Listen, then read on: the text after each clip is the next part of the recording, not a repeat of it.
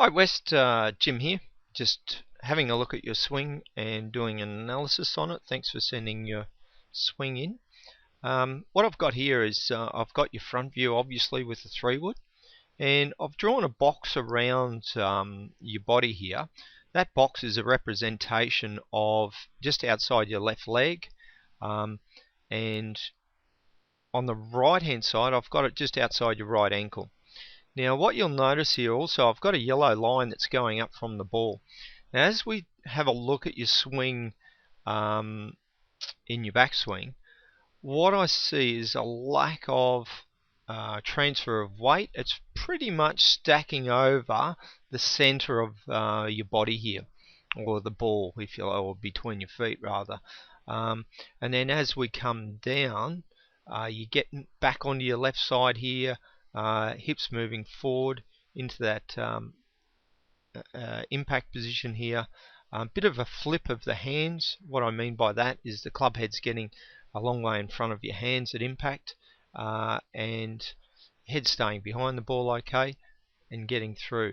Now to give you a little bit of context there, just to give you something to compare that against, let's just have a look here at if I can pull up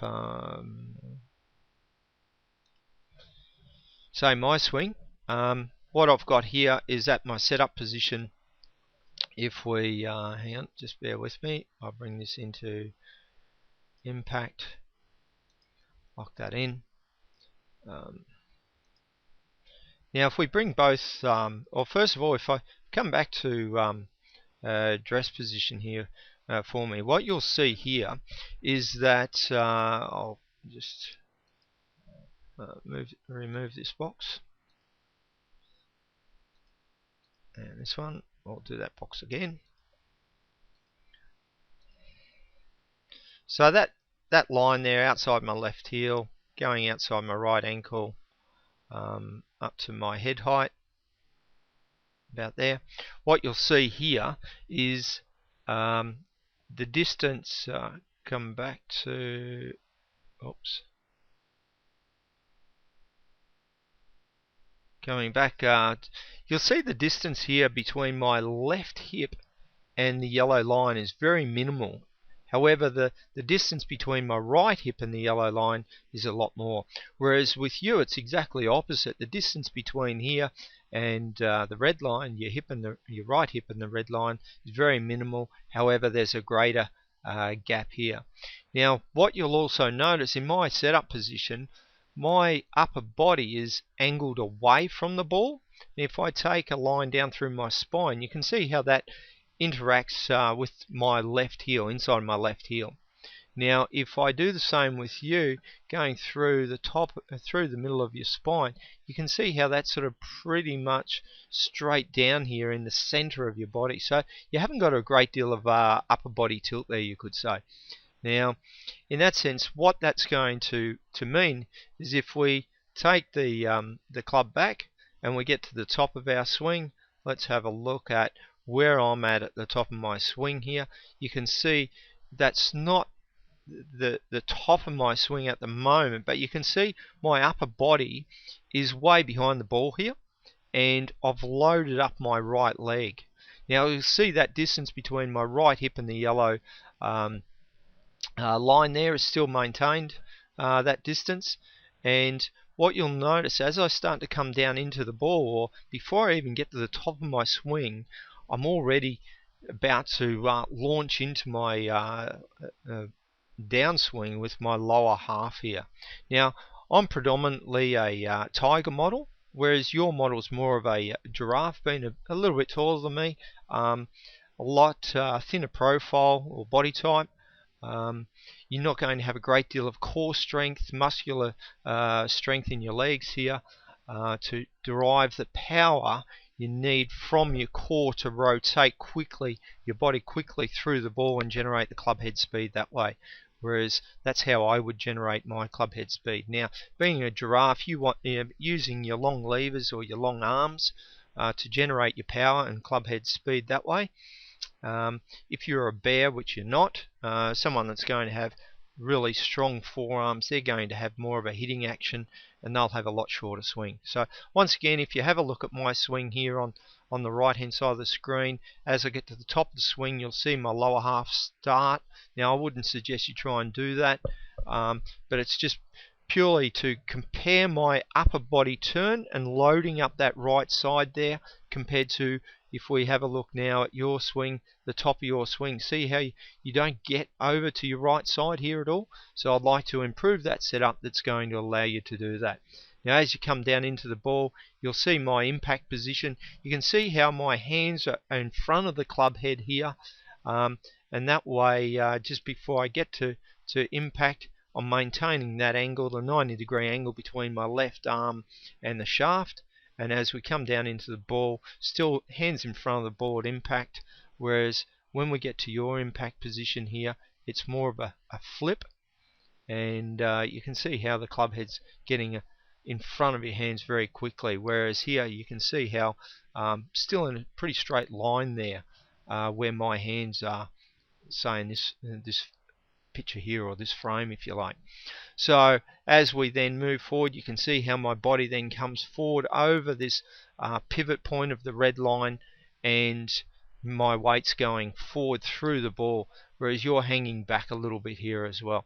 So I hope that gives you a greater understanding. So once again, with your setup position, if we come back to that at address, I'd just like to see a little bit more spine tilt there. If you can compare the two there, you'll see how your spine's very straight. So once we get that spine tilt and your left hip a little further forward there, you're going to make a much better turn from that. Now we'll get rid of that one there, and let's have a look at your swing from behind.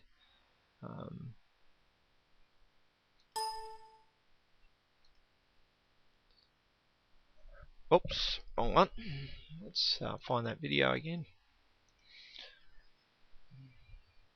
3-wood back. Okay, so looking at this angle now, we might just take that one out for the time being. I hope that's clear there what we've done.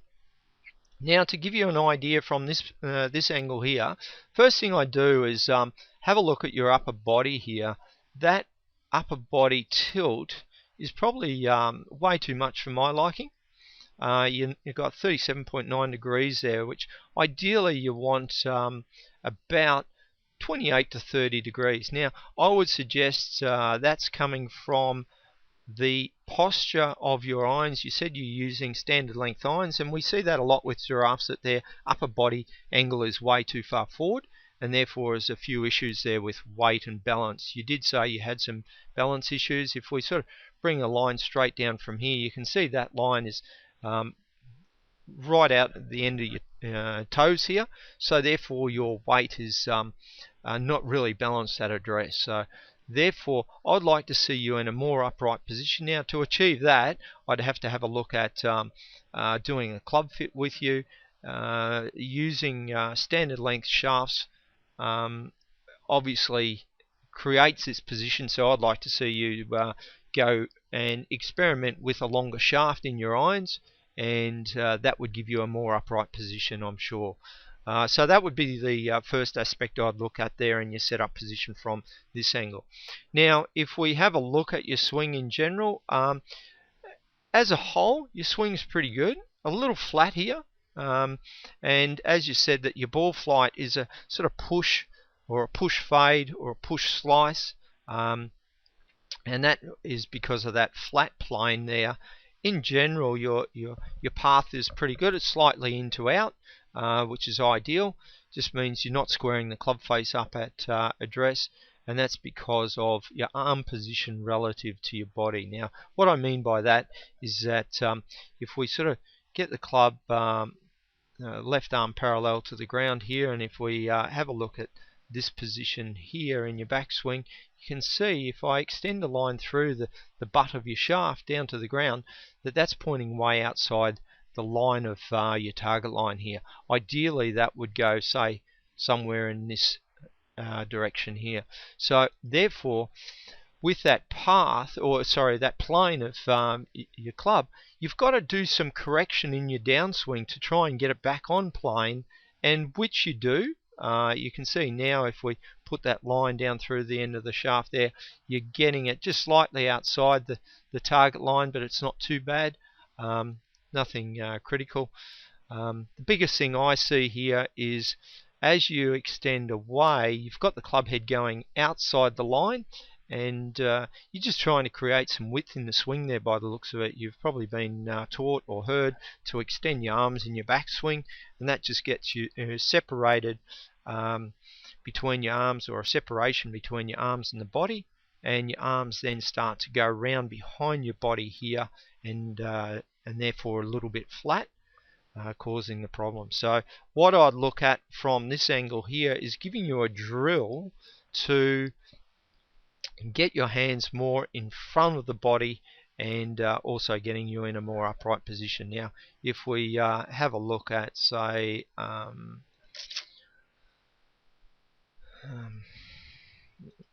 have a look.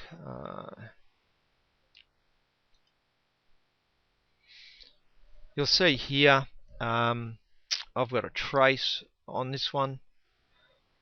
I'll just undo those. But you can see my setup position there is a lot more upright. If we have a look at the plane and going back, you'll see that my hand position is a lot more upright than yours. I'm 6 foot. You can see the difference here where you're going with the club. Now that's going to get you in a few problems with your downswing. So what I like to see here is as you go back, you can see this position here with your arm is very, you could say, almost in line with your shoulder. If I go back to this one, you can see how my arms are more in the center of my body here in this this frame, and then they start to fold up, my right elbow folding up here and then coming down. Now you'll see how the club comes back down onto that red line, coming down through on plane, on path, and produces a straight ball flight there. So I hope that gives you a better understanding. So the aspects here in your swing from behind, once again, I would fix this upper body angle, and I'd give you a drill just to get your arms in a little bit more upright position. Or how we would achieve that upright position is getting your arms more in front of your body. So I'll send you a little drill on how to do that, that's going to fix this position as a result, and it'll also fix this takeaway here where it's not going, it'll get you more back on plane. So in general, pretty good swing. I think we can make a few adjustments there that will get you more on plane, and then allow your ball flight to get more down the line, and also improve that balance, which is going to improve your consistency of contact out of the sweet spot a lot more, and therefore improve your distance control. Alright, well, thanks again for sending that in, and I look forward to seeing the improvements after you've done those drills for me. Right, thanks West. Bye.